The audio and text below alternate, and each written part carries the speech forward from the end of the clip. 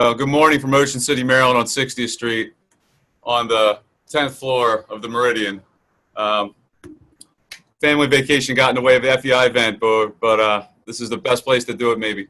But I'm John Evans with Randstad Professionals. I'm an accounting and finance direct hire recruiter. I place anyone from an entry-level staff accountant all the way through corporate CFOs. We have the #1 recruiting group in the state. As well as Randstad is a $22 billion business. So if you ever need any hiring, we can pretty much handle anything. This is an FEI event though, so that's me. I'm really excited to host this event with FEI, as I've known Keith now for probably the past, might be probably 7-8 years through a number of channels. He's the quintessential networker. He is a great sales coach, tactic, management consulting, executive coach. He's got just great ideas. He's a great presenter, and I'm really glad he could do this for us today. I want to pass it to Denise real quick just to tell the formatting for CPE credit. And then I'm going to come back and just reintroduce Keith and then get him lined up to make this event start. So Denise, let us know how this goes. Yeah, thanks, John. This webcast has been approved for 1.5 credits in the field of personal development. If you would like to get a CPE certificate for participating, I will be launching a series of polling questions throughout the course of the presentation. You do need to answer all the polling questions in order to get CPE credit, and it's not a test, so just pick anything. I'm going to launch the first one right now. Hang on. Okay, and I'll give everybody about 20 seconds to respond.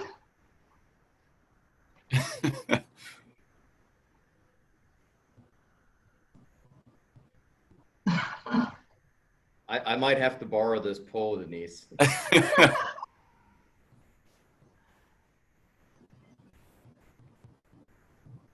Okay, and then at the end of the 20-30 seconds, I'm going to show the results.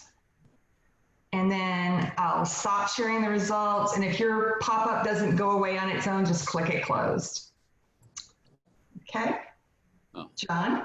Yeah, no, that poll was pretty interesting because I think the garage is on my list of things to do, but the liquor cabinet has been attacked. So, yeah. So let me tell you, I sat with Keith at a round table at the Capitol Grill maybe 6 months ago, prior to the new normal, and he did a DISC assessment, which is so funny. You know, my family's a bunch of psychologists, and I've never done a DISC assessment or ever been assessed myself. And just sitting around with a group of people, the way he kind of self-identified each person and kind of walked through who they were, and kind of gave an idea of the strengths and the DISC type model. It was really productive, and it was literally one of the best working lunches I've had in a long time, where you networked and you met with these people, and you kind of got something really productive professionally for yourself. And Keith's full of those types of tricks. I've seen him, part of being speaker series through the United Ways ELU event, where he's given different sales tactic type trainings. I think he's got a ton of great ideas, and he's going to kind of share his thoughts this morning, as well as we're going to do some really great breakout rooms where you can actually get to network and meet professionals at this Zoom. I really hope you guys find this helpful, as FEI really wants to stay relevant in this market throughout this Zooming type networking culture for right now.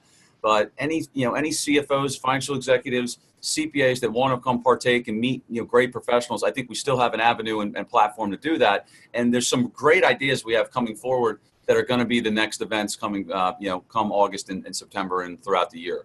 I'm going to pass it to Keith. Keith, thank you for being and doing this for us, and I'll leave it at that. Absolutely, and thank you to you and Denise for having me. All the participants here, ladies and gentlemen, for indulging me. And wow, John, those are some nice words. I just hope I can live up to it. I've had a bunch of coffee this morning, so it's nice to be back here in the training center. We're up in Towson, so I'm the only one in the training center, of course, but at the same time, it's nice to be back into it. Quick little share of the screen, and then we're gonna kind of walk through, with your permission. I saw some names pop up here that either I know or that I recognize. But there's some strangers up here, and as much as you like, to me, and as much as you like John, you might be a little hesitant to go ahead and take on this word. So quick little background on me and why. I've worked in sales or leadership roles for 30 plus years. Yes, I started when I was little. And I've worked for multi-billion-dollar companies. I've owned my own companies. I've worked for privately owned, family owned. I've seen a whole lot of things. I've gotten awards in sales, awards in leadership. But now I'm in a role for nearly 9 years and with this firm, McDonell Consulting Group, part of Sandler Training. And I have a whole new perspective on when I'm talking to companies and talking to owners and talking to leaders at all levels. And this particular topic here, and tailored to some of the things that are going to be specific to your world, we've shared and delivered I think 5 times since mid-May. And it's been to some executives, usually on like at various levels of the C-suite. So when you're looking at a CEO or president of a company, they're looking at some of this in some cases from a global part of the organization. And, oh yeah, I have some internal, external stakeholders to share it with.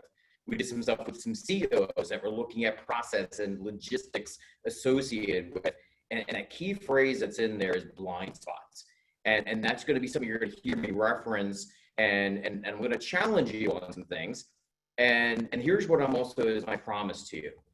I don't know about you, but over the years, I've been through a whole heck of a lot of training sessions, either in person or via webinar, where somebody took a lot of time, read a lot of PowerPoint slides, and I'm just like, oh my gosh, why am I here? And I know you're getting credit, so you're going to indulge it, but you'll turn your video off, you'll play some solitaire, play on your phone. No, that's not the plan here. My plan is to challenge you, to help you be a little bit vulnerable. As John mentioned, we're going to put you in breakout rooms several times over the course of the year. I want you to be a small 4 or 5 person peer group. I'm going to force you to take some time out of your busy schedule to think through some things that impact you, impact your team, or impact your organization. Okay? So quick little overview. I mentioned who I am. Some of you may or may not be familiar with Sandler Training. Chris McDonell and I run this organization here. We're Techniques in Townsend, and global headquarters is in Owings Mills. It was founded here more than 50 years ago in the Baltimore area. Now 266 training centers worldwide. And there's a ton of different areas that people will say, hey, I need help with this. Today, we're going to focus on that third bullet, the organizational excellence. And this is where I say I have an opportunity to put my business doctor hat on. Sometimes business therapist, but put on the business doctor hat. And if John comes to me and says, hey, Keith, I need some help with X, and this might be how many of you would work with clients as well. I need some help with X. You need sales training, you need leadership training, customer, you need training in anything. Okay, so why? And as you can see, if I duck here, you can see behind me those 4 S's. I need to understand what's happening. What is your strategy? Conversations, and this will be context for as we go through today. I have a lot of people that are talking about succession planning. And now, given what's happened over the last, say, 4 or 5 months, maybe an 8-year plan is now a 4-year plan, and or is it a merger and acquisition? Is it you're trying to build a legacy for your kids? So whatever the strategy of your business impacts the training and so forth with how you're structured. What about the staff? And so I'm going to break down some of those components because I want you to be able to take away from here some things you need to bring back to your leadership team, either building upon what you've already spoken to, or it very well could be an agenda item of, hey, this guy over Friday morning said some things, and I think we might need to talk a little bit about it. There will be some complimentary resources that I will make available to you afterwards. It's my gift for you indulging me for, what do we have, 3.5 hours, hour 15 on a Friday morning. So let's take a look at this slide. I use this from sales standpoint. I use it from a leadership standpoint. The ops people love this, depending on where in an organization we're working. And there's 2 messages that I see in here. One is there's communication issues that we have internally or externally, and there's also some process in our perspectives. So where I like to make certain and kind of set the stage for what we're going to do here today is if I ask every single person in your organization, hey, can you map out, hey, Rick, can everybody on your team map out this, and this process? Are you going to make the same 5 steps? And ultimately, we all want to make sure that the customer is happy customer's taken care of, customer keeps coming back, refers us to other people, and we can do so profitably. So as we go through the blind spots today, many of you are going to be looking at it as the financial implications of not making changes or making changes. All right. Here's the key thing. I've gone to things that said, hey, this is going to be fully interactive, and it's a snooze fest. This is about you. Everything that you see here is something that our firm has been using for 3.5 years. We've been training other clients and organizations, large and small, how to use it. I already know this stuff. I'm not here just to hear my own voice. So I want to go ahead and make sure that you get the benefit. For those of you that may not be as familiar, down at the bottom of your screen in the middle, you'll see chat. That chat is yours. Your chat is your opportunity. We're going to do a real-time Q&A. So if you've got a conversation, Garrett's like, hey, I got a question, or I'm looking for some clarification.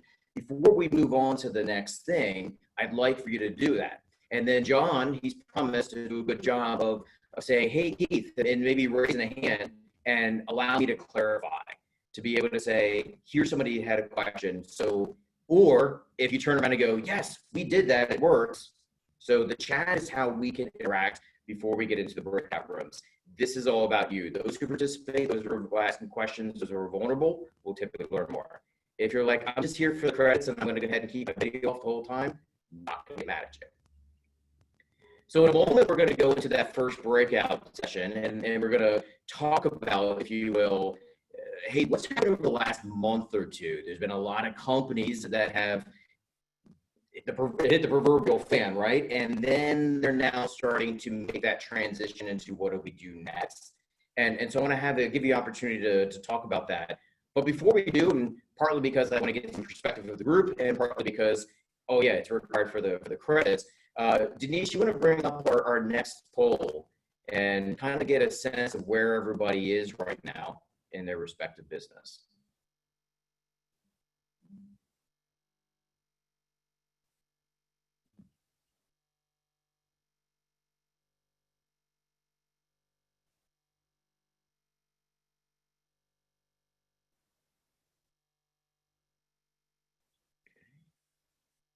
Very good. Very good. Almost have 17. One more. Oh, keep holding out. There we go.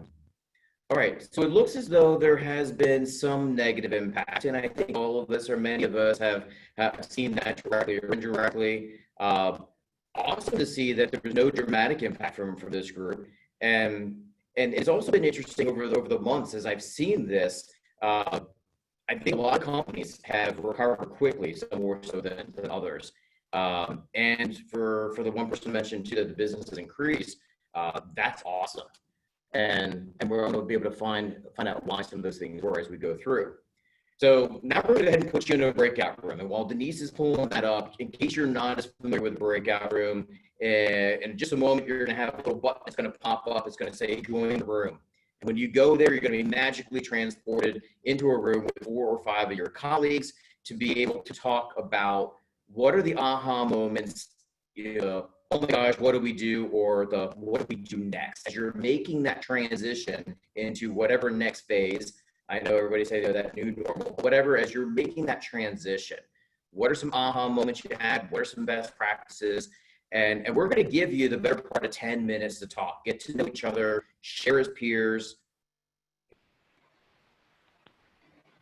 Right. Welcome back, everybody. So I mentioned the audience participation part, that chat button down there at the bottom in the middle. Would love to go ahead and have a couple brave volunteers, maybe share something that whether you or somebody else might have shared. Could have been a little aha moment. Hey, great best practice. Hey, Tracy's doing a awesome job with this. Anything along those lines. Please go ahead and share, and we'll get that momentum going. As John just put out a moment ago, that chat is your opportunity for that real-time Q&A instead of waiting to the end and forgetting that important question that you wanted to ask.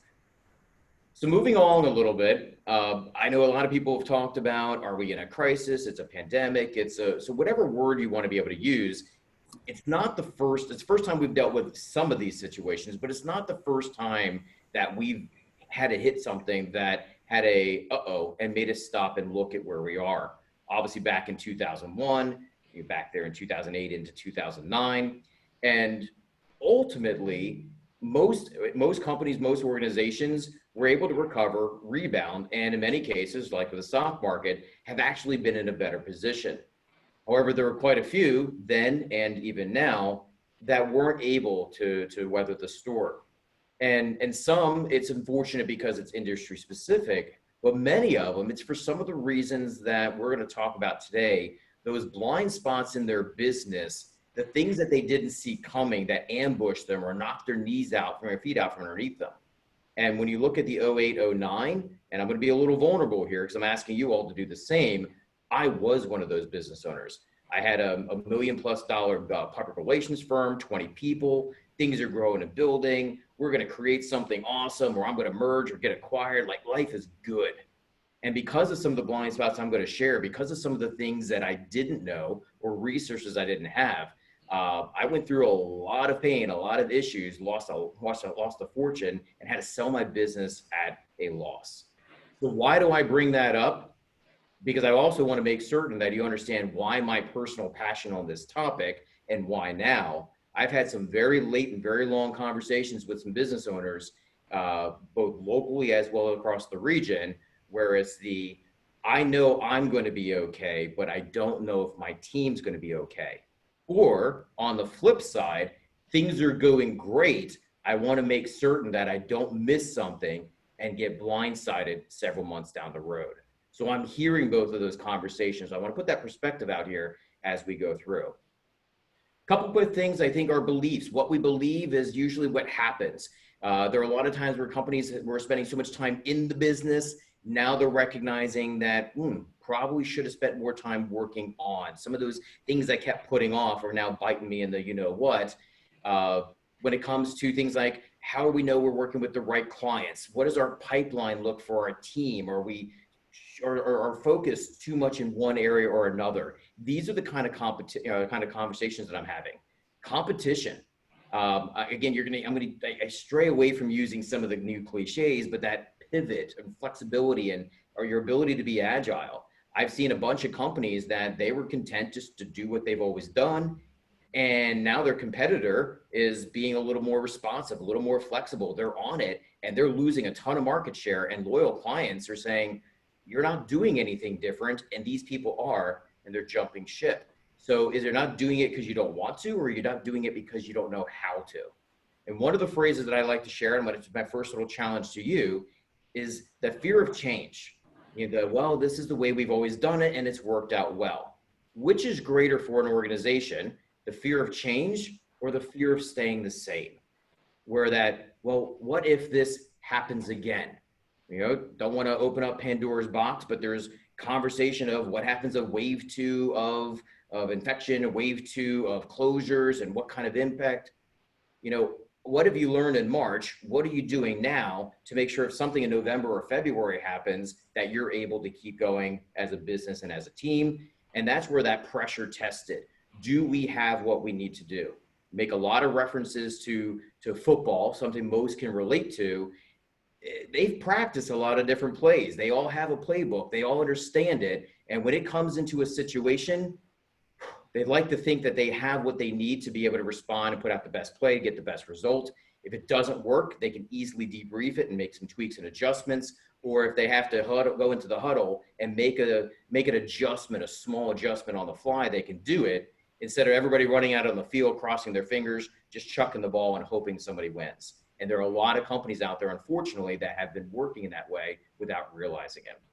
When it comes to behaviors, sometimes you can only manage what you can measure. And sometimes we're doing a whole bunch of stuff and we don't know if it's the right stuff. And for those of you taking notes, and I'm just going to say, because I'm a little slap happy on a Friday morning, shame on you if you're not taking notes. I'd like you to write down 3 words for me, please. Okay, write down these 3 words or type it up. First word is more. Okay. Second word is better. Third word is differently.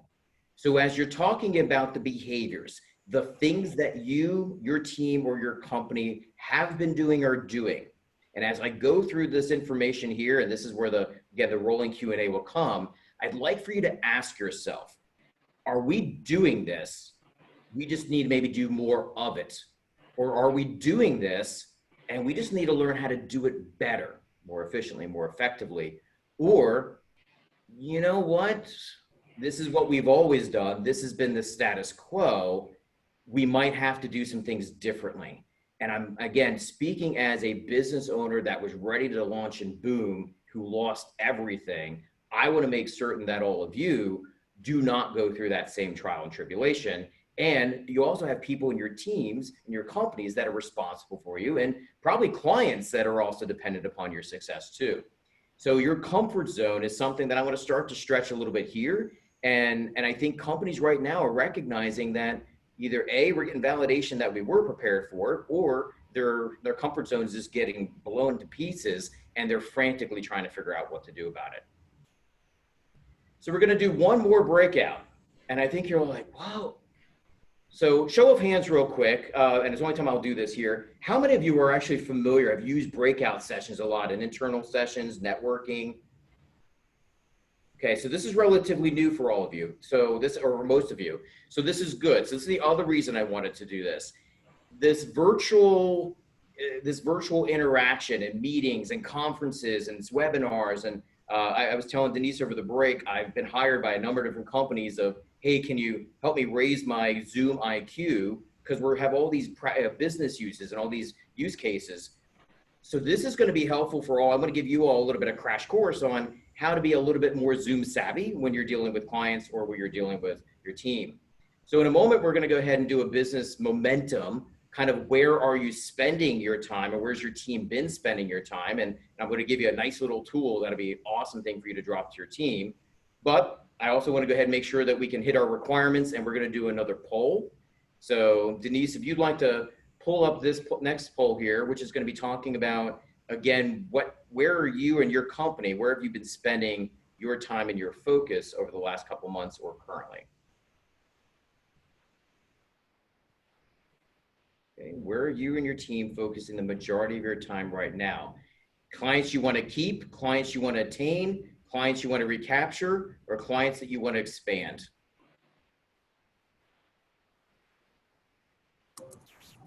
We want to keep our clients right now. We want to keep the clients, attain new clients, recapture previous clients, or expand existing clients.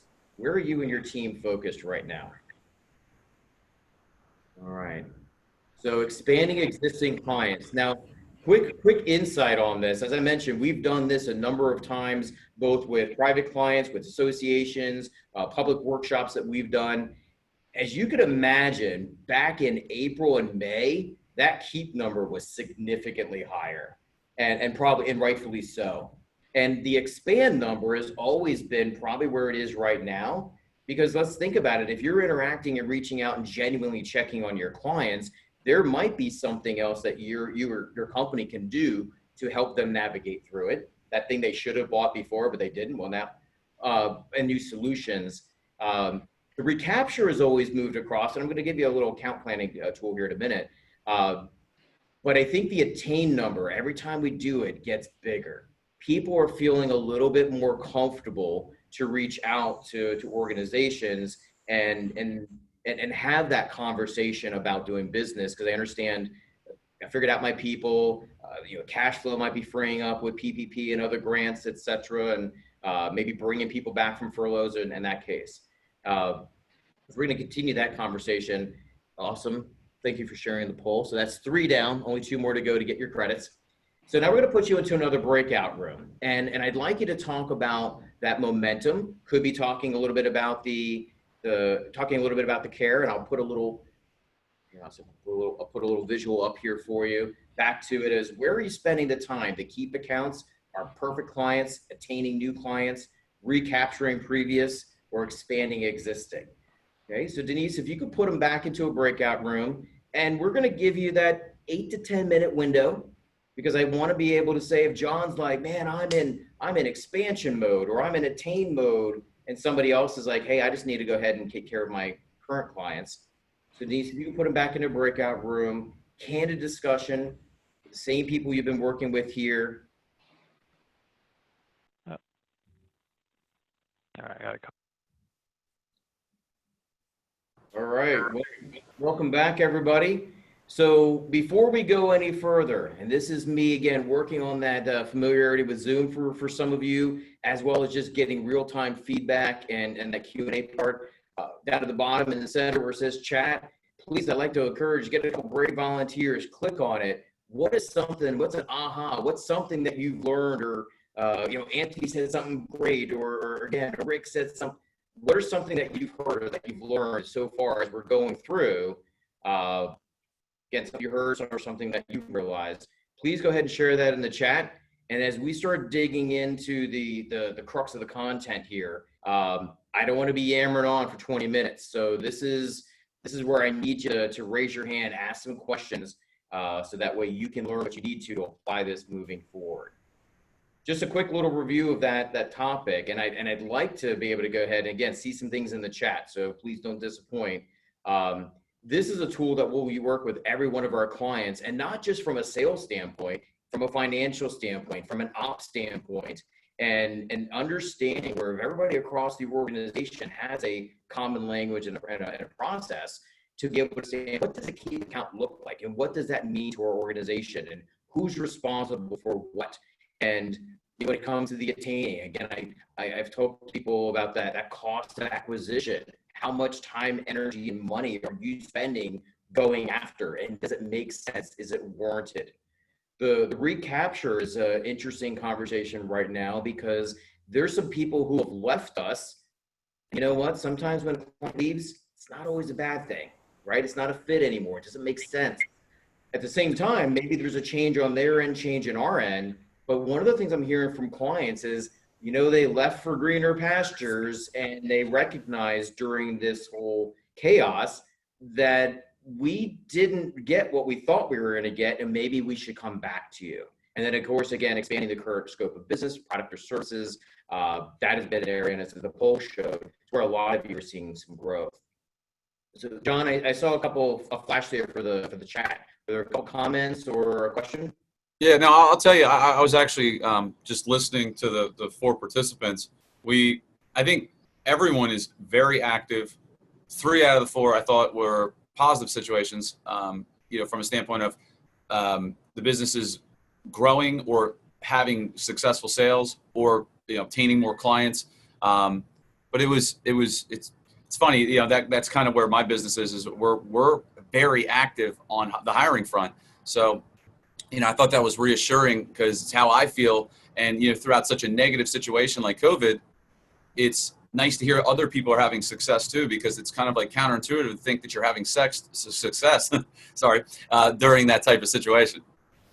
So, very well said, very well said. And back in April, people were asking, how are you doing and how are your clients doing? And, without trying to be a poet, it was, hey, some are thriving and some are barely surviving. I mean, I had clients that they're like, I'm paying more in overtime for my team to do the stuff because we just can't keep up. And then there's some others that furloughed the entire company of 40 people, CEO and the president included. So again, everybody's dealing with different, but this is that common language. Just something I threw in there because this has been a big aha moment on every session that we've done before. I was going to do another breakout, but I'm like, screw that. Let's just get to the really good stuff because that's what you're here for. So quick question to yourself, next 2 or 3 years, we could get to that next level if, and some of this with some of the breakout sessions, method to the madness as far as getting the gears thinking on a Friday morning. I mentioned the more, better, and differently earlier, and keep that in perspective. And again, the conversations as we dig into these things that I'm having is dealing around succession planning, M&A M&A transactions. How do I adjust my 2020 forecast and what should my 2021 be? Some are working on a calendar year. They're like, holy, what? I'm not going to hit my numbers. What do I do?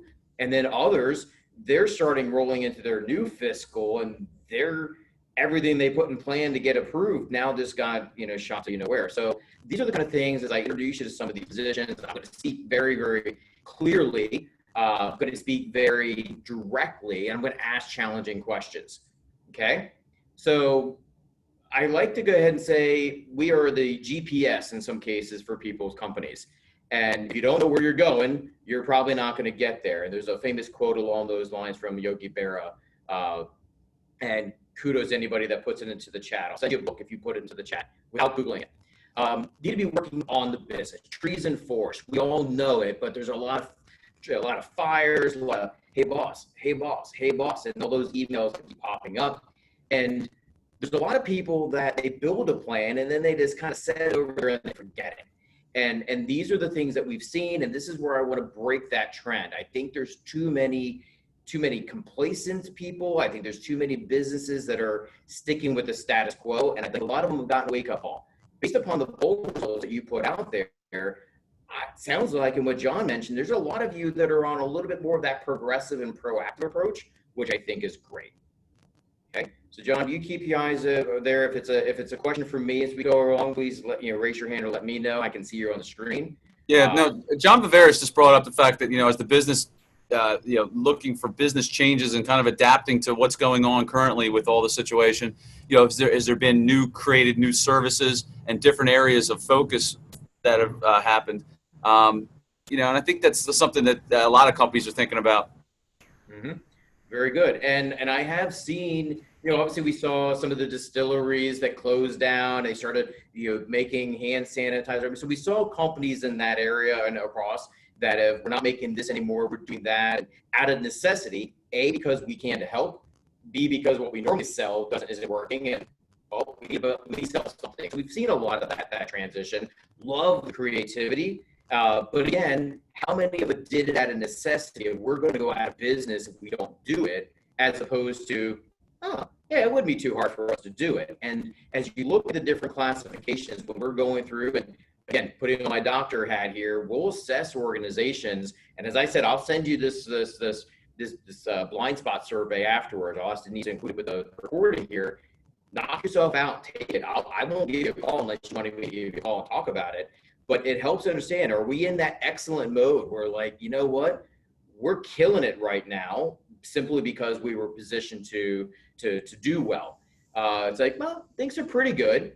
Is it average? Well, there's obviously room for improvement. And I think the companies that would have taken this back in January, being honest, perhaps may still be open or not on the brink of closing if they had taken this, because they're at risk. And I think there's companies that are relatively small, that start up to scale up area where maybe they're looking for their first round of investment and they're being impacted. But I found very mature companies, 10, 15, 20 years, 5, 10, 20 million. Again, they've just been running and worshiping the status quo. They've been some of the ones that have been hit some of the hardest. So that survey will look something like this. It'll be a quick little link. You can download it here in a PDF file. I recommend bringing it to your leadership team. I know you're trying to figure it. Happy to go ahead and send this to it. I'm a big believer. If there's anything that I can share that helps you all out, that's great. Pass it along to your buddies in your CEO groups, CFO groups, executive, etc. Some of the clear things that we have seen, and this is over the last couple years, as well as specifically, we don't have a process of hiring and onboarding. So now when everything went a little chaotic and everybody's here, who reports to and what do I do? What am I allowed to? Accountability was tough. If I'm being a bit of a tyrant because I don't know how much work they're getting done or not getting done. And we had so many workshops that we did on these topics. So if you want to learn how to sell and manage appropriately, again, send me a message. I'll send you all the stuff that we did in the workshops, a couple months ago. John, did we have a question or you're just waving?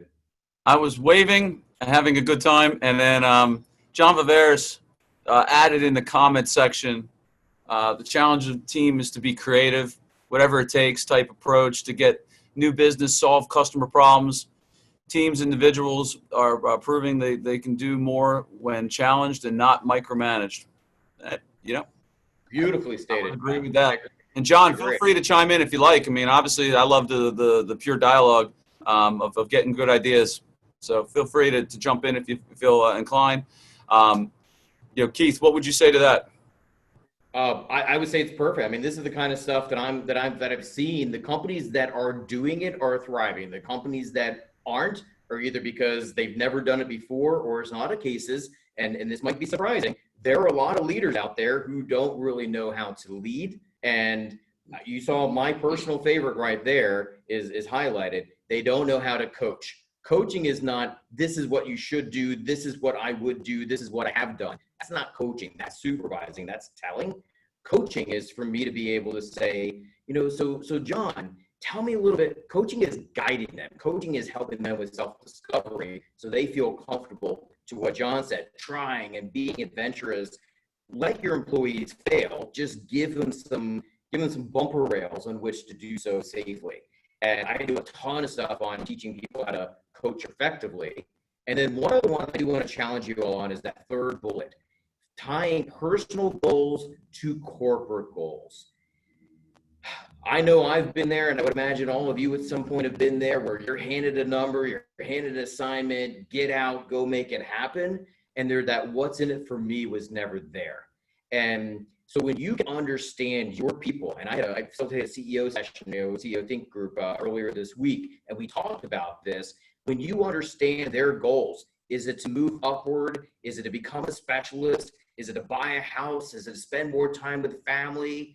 Is it to be able to go to a condo down in Ocean City on 60th Street on the 10th floor? Like, what are their goals? And are you building a plan to help them get there? Which, if they get there, it helps you get the corporate goals. Every leadership training we do ties in the personal goals into it, okay? So first step is planning.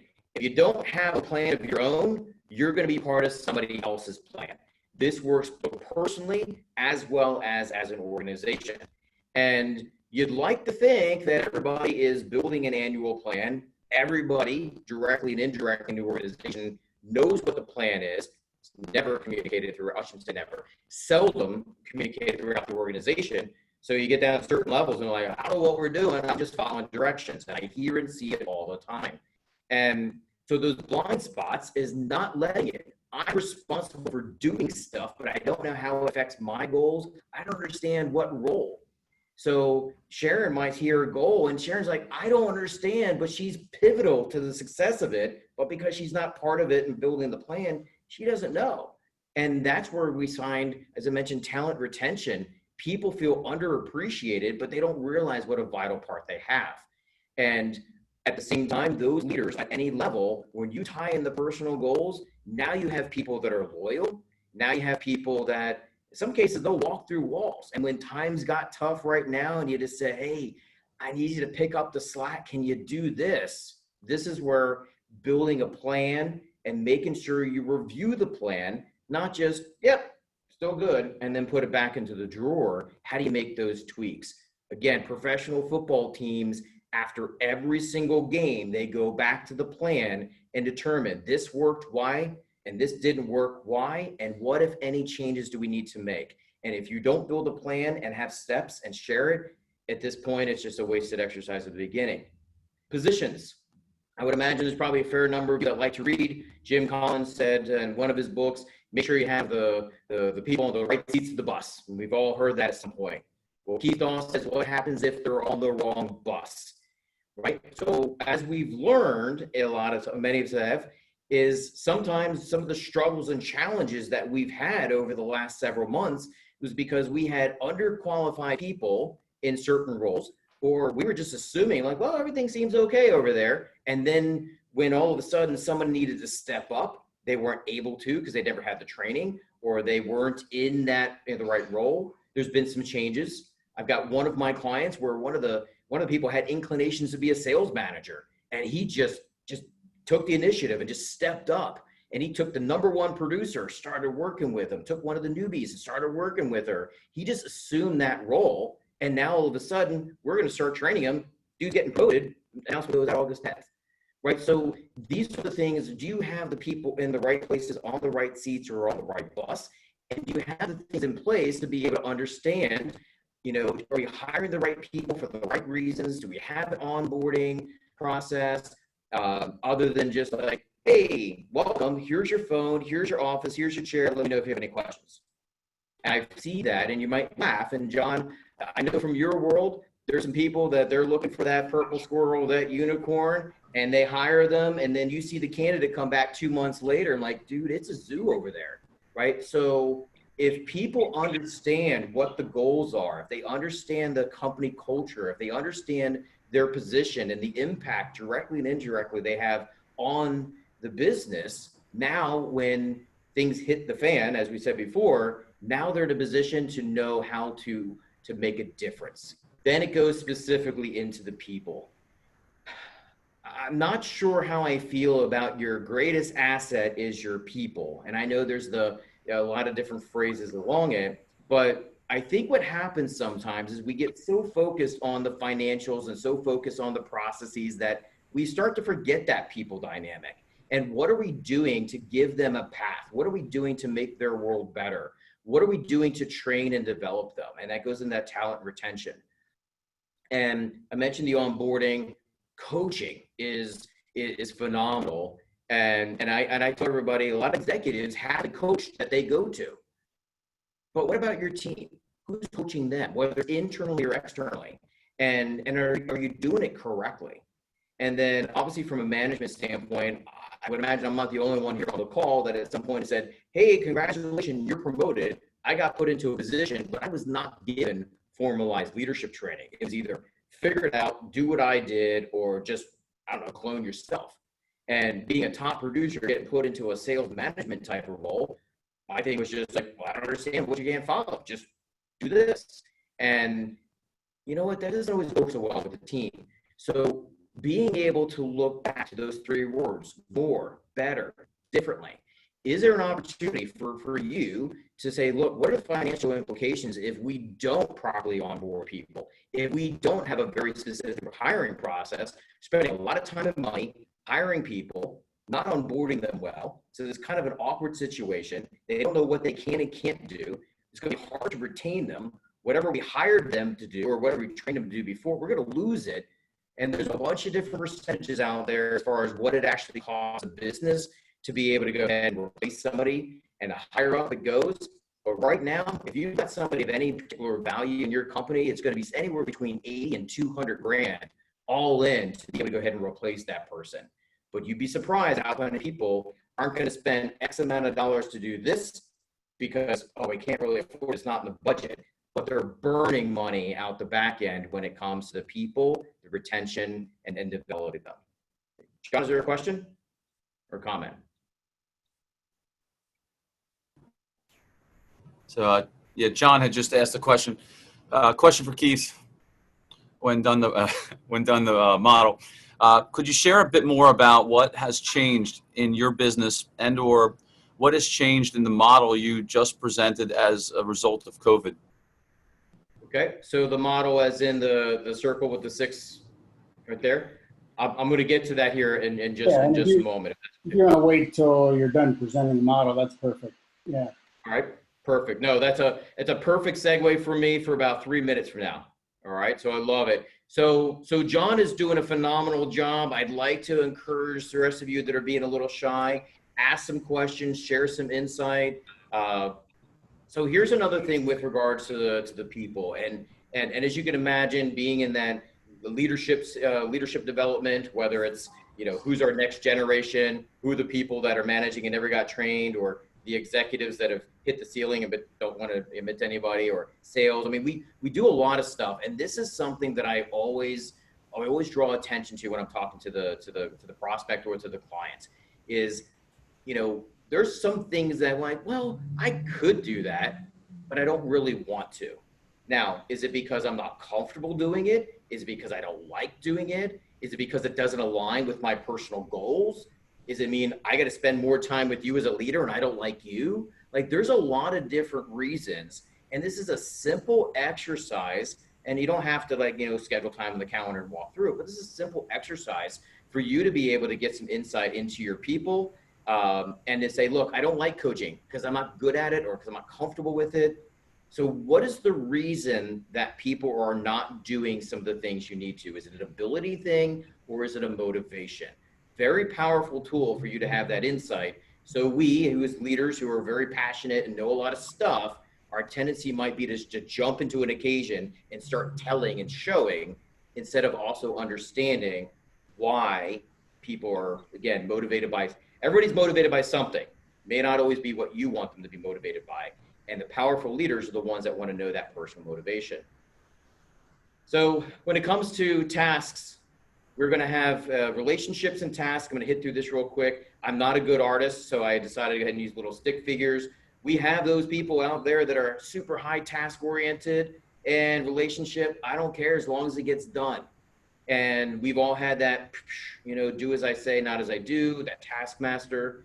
Now, I think we can all agree there's a time and a place for some of this, but ultimately this is the kind of individual that is going to be detrimental long-term to morale and to the culture. I don't even know why we talk about this person, because if it's low task orientation, low relationship, they should just be fired and we should just hire somebody new. So let's skip them. I do see a lot of, at all ages and all experience levels, I see a lot of people that are here. They have a very high relationship and a little bit less on the task. And this ties a little bit into the DISC reference that John made earlier on, but it also sometimes goes to a training situation, or am I allowed to say and do some of these things, or do I know how to say it? Look, I really value the relationship I have with Joe, so I don't really want to go ahead and hold him accountable and, you know, I'll just give another couple days. And what happens is one of two things. Either this person becomes a welcome mat for their team, or they find themselves surrounded by a lot of highly unproductive friends. So I think the ultimate thing is for us to make sure that we've got the processes and skills in place to be able to have the appropriate amount of let's get things done, but at the same time, let's not do it at the detriment of our team, of our morale. And ultimately, that would be the utopia. I think at some point we've probably found ourselves in all of these, but again, to me, it's the self-awareness of a leader, the willingness and ability to go, you know, I'm sticking in that quadrant more than I need to. So here's the question that I'll ask you before we advance the slide. Which one would you put yourself in? And if I asked your team, which one would they put you in as a leader? You'd be surprised perhaps at how many of them, maybe a little bit of a halo effect. Oh no, Keith, I'm in that upper right-hand corner. They love me. And they're like, no, that's right. So think about that for a moment. Processes. I love processes. I had somebody ask me earlier this week, like, hey, how's your world going? I'm like, it's guided chaos. You know, it's structured spontaneity.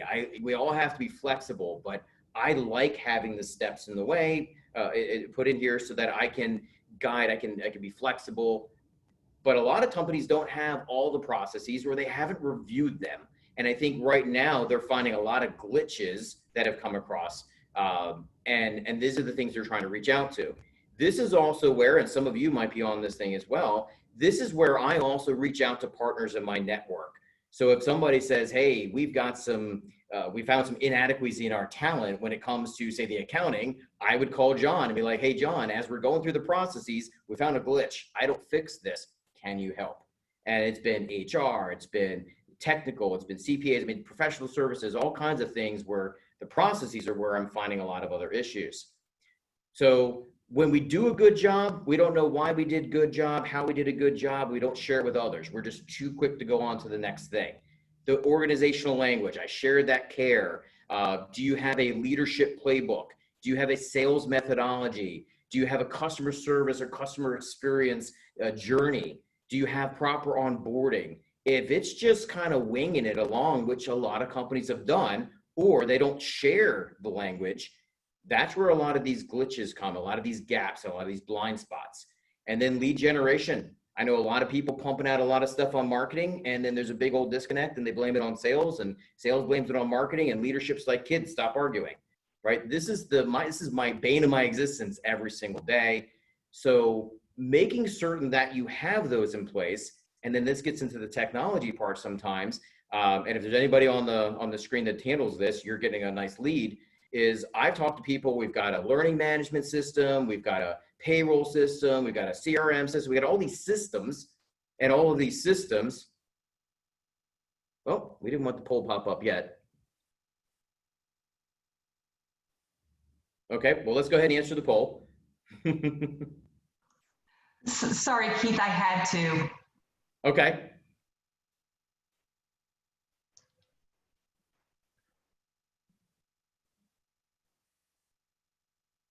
All right. Well, yes is the right answer unless you're already a member. So very good. Very good. So where it comes to the processes, what I'm trying to say is take a look at each of your processes. How are things flowing? Who's involved? Are they talking? But again, I know people are like, hey, we got 4 or 5 different platforms and none of them interact. And now I'm crunching numbers and running reports. I got data, right? And these are things that are wasted time, wasted resources. And these are the financials that so many companies don't pay attention to. They're only focusing about what's on invoices and what they're spending on certain things. We're wasting a lot of money, a lot of redundancies. And again, the people that are associated with this, what is the frustration of the people that are responsible for it? And this is where I like to say, look, take your executive hat off for a moment and start taking a look at the other people that are involved directly and indirectly to it. Okay. So, and then as we get towards the end here, and John, I promise I'm going to wrap it all together as I plan to. So again, thanks for it. The Performetrics. What are we measuring? I hear about KPIs and OKRs and there's a whole bunch of people. I'm like, okay, so why am I putting that? Why am I doing it? And then what are you going to do with it afterwards? But if you have that plan, back to step 1, our plan is to be able to accomplish this. Many of you have heard about SMART goals, right? SMART, measurable, attainable, realistic, and time bound. Okay, so if we know what the plan is and we can create we know what the goal is, create the plan to go along with it, what are we measuring along the way? And are we doing it how frequently? So I mentioned the executive session I was doing earlier this week, and it was talking about performance reviews. You know, I grew up in that once a year, and you didn't know if you were going to get fired or going to get promoted, or you didn't know what was going to happen, or if it was a check in the box. So what are you measuring, and how frequently are you measuring it, and who's involved? Again, back to capturing those best practices and accountability. If everybody's involved in the process and it's frequent check-ins, whatever frequent is, whether it's weekly, daily, monthly, whatever the case is, now they understand that you're helping them achieve their goal, which helps the company achieve their goal, as opposed to, oh my gosh, Rick's micromanaging me again, right? And that's where that mindset comes in. So again, if you're not measuring it, how do you know if you're going to get there? And then how do you know what tweaks or adjustments you might need to make? Okay. So before we get into that, I'm going to go back to, as John had mentioned, and it's just where I would like to take a little bit of questions. I'm giving you one piece of the puzzle here, but I want to challenge you to be able to think through, again, the more, better, differently with the planning. Our plans are awesome. We review them on a regular basis. Everybody's actively involved in it, has buy-in, and we communicate it effectively to everybody. Dude, they're plastered on the wall. People can see them. Positions, people, processes, Performetrics, and obviously you've already seen a little bit of the passion. And this is the why are your employees work for you instead of your competitor? Is it because you pay them more money, but they're miserable there? Or they do it because they really love what you do? As you can tell from mine, it's not just the caffeine. I only had about a third of it. I'm passionate about what I'm doing because I've seen so many salespeople and leaders over the years do great stuff in their organizations. I've also seen what it looks like personally when these things aren't in place. And I can look back a couple of years ago when I went through this program myself, and I look back and I'm like, yup, oh yeah, definitely, oh that, I mean, and it was painful, right? And so I don't want other executives or other people to go through it, okay? So as far as what I'm seeing to John's point, people reevaluating the plan. So we ended up here. Why? Was it because we had the wrong plan or we had the wrong steps for the plan, okay? Where I am finding is it's the positions and the people. We put people in a position because we needed a warm body in a seat. And now we're recognizing that person should not have been in that seat and they've just been floating around, or we're not doing enough to develop it. And it's not a commercial for the training and development part. These are the conversations I'm having. To John's point, we put people into a position, didn't give them the training that they needed. They didn't want to be there, or we didn't give them the training to be able to do it proficiently, whether it was the soft skills, if you will, that we'll do, or the technical skills to perform well within the company. So the positions and the people, John, to your question, that's where we've seen a lot. Obviously, some of the planning and some of the processes as well. I've seen a lot of redundancies, send information to a couple of CPAs, hey, can you take a look at some of this? Because it seems like they're spending a whole lot more money on certain things, and that's not my specialty. I've also found in technology, people are spending a whole lot of money on technology and have no idea. So they're spending $20,000 a month on stuff, but they don't even know how to use the stuff. So I think, again, these are the little gaps in the blind spots. So before we move on a little bit, because we still have a little bit of time to kill, before we move on and we kind of wrap things up, want to go ahead and ask the group, put in the chat. You can unmute if yourself, you can keep it succinct because you don't want to, rob it, but share with me, what is one of these things that you're turning around saying, you know what, Keith, we probably should look internally and spend a little bit more time on that. Or John, is there a follow-up to your question, or did I nail it? Yeah, no, I think your response was great.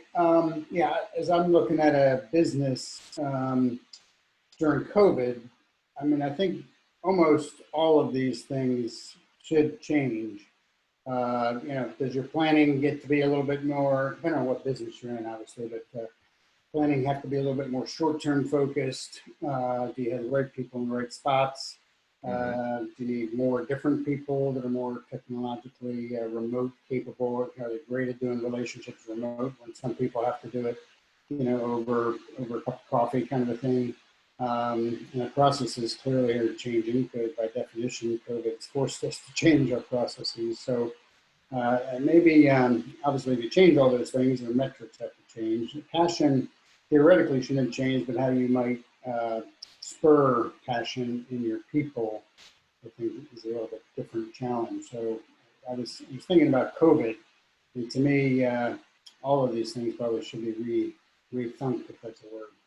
Absolutely. And to that point, kind of building on it, definitely the passion, because if they weren't passionate about it then, they definitely aren't passionate about it now. And I'm finding a lot of people, I get people reaching out, and as far as I can see, nobody that works for your companies, but I've had a number of people reach out to me recently of, I don't like it here. I don't like how they're handling it. I don't know where it is. And I'm getting a lot of that. John, I don't think anybody that you can help directly, but I'll keep you in mind.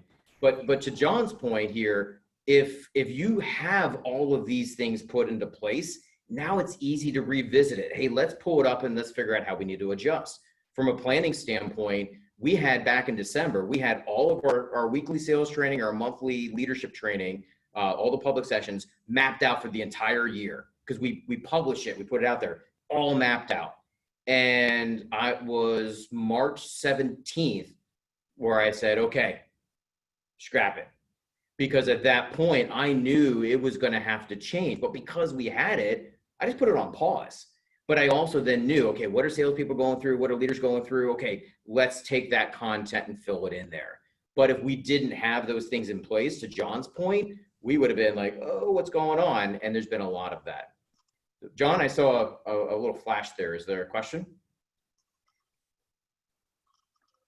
Not that I see. I was going to add into that, the passion is a little bit difficult right now for so many, especially when your business is less than 50% of what it was before. And that's a situation that I have with one client that they're, he's restructuring as if this is going to be going on forever, and he is not happy about it. And of course, that's the CEO, and guess what the rest of the crew is feeling, it's really difficult. Well, and Jeff, like I said before, and I know your world very well too. And heck, I was wearing your hat this past weekend at the golf course. So the passion, if you didn't have the passion before, but I have a number of people that said, you know what, I'm done. I don't want to do this anymore. They've lost the passion, and so again, there's a lot of it, but if you're CEO, not saying you can't be bulletproof, you have to be bulletproof, but at the same time, if you're panicking, your team is going to panic as well, for sure. All right. So I'm glancing at the time here, and I was going to do another breakout. First of all, Denise, how are we on the polls? Do we have all of them checked off, or do we need to do one more? We need to do one more right now, and then I'll do a catch-up poll at the very, very end. So if you missed a question, wait till the end, and I'll pop up a bonus question. Perfect. So in lieu of doing a breakout on are you adding talent, we're going to do a poll right here. I want to be able to spend a little bit more time on digging deeper, going wider, asking some questions and some tangible stuff. Unless all of you are like, Keith, shut up, we need a breakout room. But let's go ahead and do the poll here, which is going to be on adding talent to your team. And no, this is not a Randstad commercial. This is me.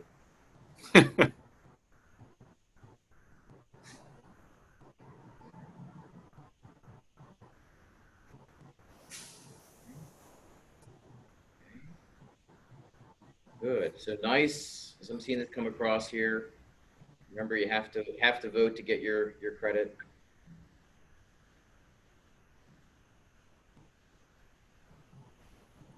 Hey, Keith, after this, I'll be glad to pass along your contact information to everyone who attended. And, honestly, welcome a call with Keith just to see what they can do. His team can do for you. All right. Thank you, John. So this is interesting. As I mentioned, we've done this a few different times. And as you can imagine, several months ago, it was absolutely not now, with a few exceptions. And then we got to a point where now we see it like, hey, I'm actively looking. I'm looking to be proactive. I'm looking to grow. So kudos to all of you for your businesses being in that position. And again, I want to go ahead and we talked about the passion part here. I don't use a lot of PowerPoints because I usually talk past the PowerPoints here. But when you've got something put into place, it's easier to accelerate. It's easier to make the changes, the adjustments when you're passionate about it. You've heard my personal connection. I don't want another business owner to go through that nonsense that I went through. I mean, I lost everything, and I don't want that to happen. And that's where it's also important for your team to get it, because as Jeff's point, if the CEO's given up, well, everybody else is going to start to give up too. And when you can align it with their personal goals, now they're part of the company. Even if it's not a vested part of the company, they're still a part of the company. So overall, as part of a bigger picture, if you will, these are the cores, and then we will work clients through different steps to be able to say, hey, Keith, these steps are doing great, but can you really help? And John set me up well for a little segue. It's that positions and people thing right now where I got some awesome people. I want to keep them, but I don't know how to, or I'm too busy focusing on these things. Can you help me with? And again, different areas of processes are usually where I bring in a third party to help, because I see a big old mess that I don't know how to fix or don't want to fix. And that's where I can partner with some folks, whether it's in marketing, HR, seeing a lot of compliance related things too.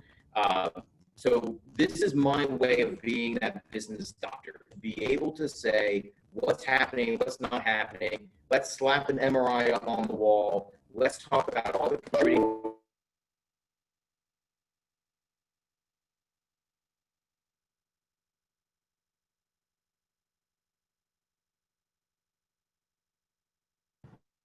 It seems that Keith is frozen on my screen. Is that the case for anyone else? Yes. Yes. Yes.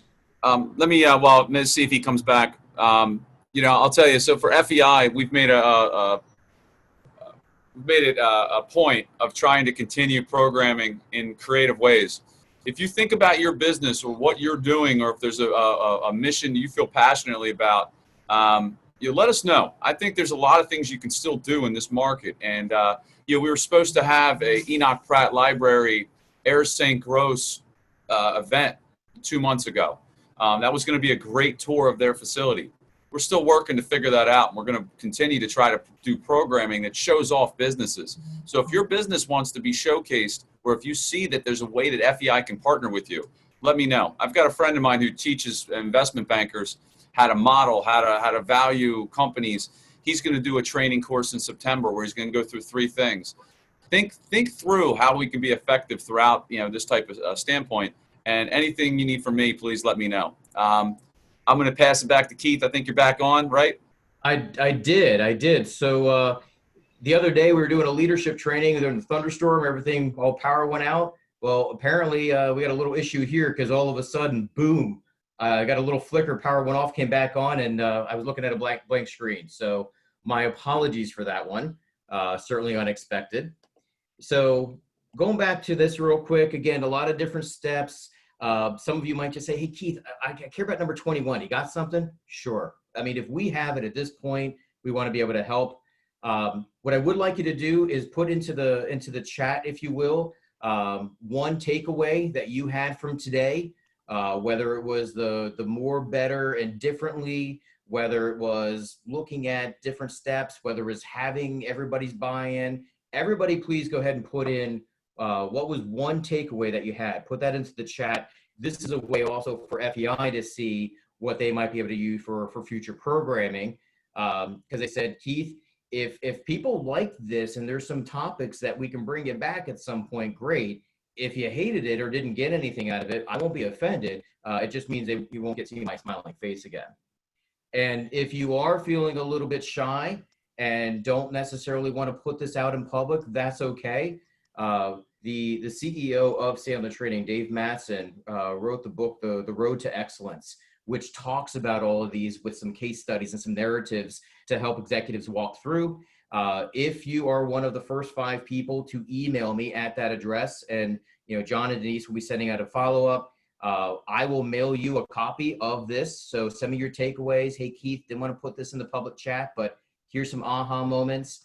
They'll also go ahead and send you the blind spot link, so that way you can kind of take a look at it. I've had multiple clients that have had 3 or 4 people on their leadership team take it independently, and then they'll compare some notes to find out if there's some gaps. Our job is here is to go ahead and make certain that you're looking at things that you may not have thought to look at. And certainly at any point, if you've got questions for me, I'm not too hard to find. So, John, what do we see here in the chat? So Tracy Andrew wrote, recognizing how often the vision is not always communicated and shared to the broader executing team. Just a good perspective. Jeff Cordell wrote, please send me the blind spot survey. I had one comment made to me throughout this about, looking at, like, you brought up like OKRs, and there's a lot of concepts that, like, you can read these books by these people who kind of focus on different areas of the tell me why, or what's your why, what's your OKR situation of getting organized. But what I noticed was that from your holistic, like, six approaches, it's kind of like you got to know your blind spot, right? That kind of clicked in my head, Keith. It takes a lot. But it was one of those things where it's like, it's not just about creating the OKR, it's about kind of seeing the whole picture. Well, and so John, beforehand, we were talking about the whole, how I was raised with the, if you're early, you're on time. If you're on time, you're late. If you're late, it's unacceptable. And all these things that I was raised to, but one of it was always, Keith, always stop and think what could go wrong, playing that devil's advocate. And to me, the blind spots, again, hindsight being 2020 of my own business, but the blind spots are one of the, okay, we're going through the people stuff. Pause. What do we miss? What could go wrong? We're going through, and whatever these steps are. So this is a way, again, sometimes a lot of people, this is validation that they're already doing everything they need to do, and it's a great job. For others, they're like, oh my gosh, I didn't even realize, and that makes sense of. And as horrible personally and professionally as this whole last 4 or 5 months has been, at the same time, it's made people take pause, that introspection into their business, and to find out, how is this impacting me in the business, but how is it impacting my people? And that's where I look at it. Everybody wants to make certain that they're looking out for their people.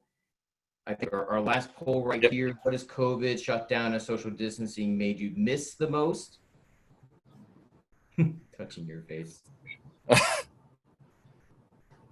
Keith, just to wrap up, because I know we're going a little over now. I want to thank you for doing this for us, stepping up. Keith, was asked to do this and just wanted to. We really appreciate it from FEI. If anyone wants to find out more, just reach out.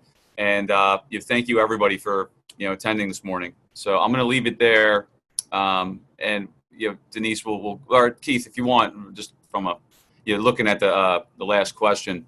It's an obvious one, obviously. And especially, it's funny, missing out on vacations. I mean, a lot of people had great plans, but spending time with family, friends, speaks volumes, and that's the right answer from my eyes. But I wanted to thank everyone for attending, and we'll be sure to pass along this information. And this is being recorded, so if you want to pass it along to anyone you think would find value, let us know. And everyone have a great rest of the Friday and into the weekend, and we'll be back. Thank you so much. Thanks, John. Thanks, Denise. Thanks, everybody. Thank you, John. Thanks, Keith.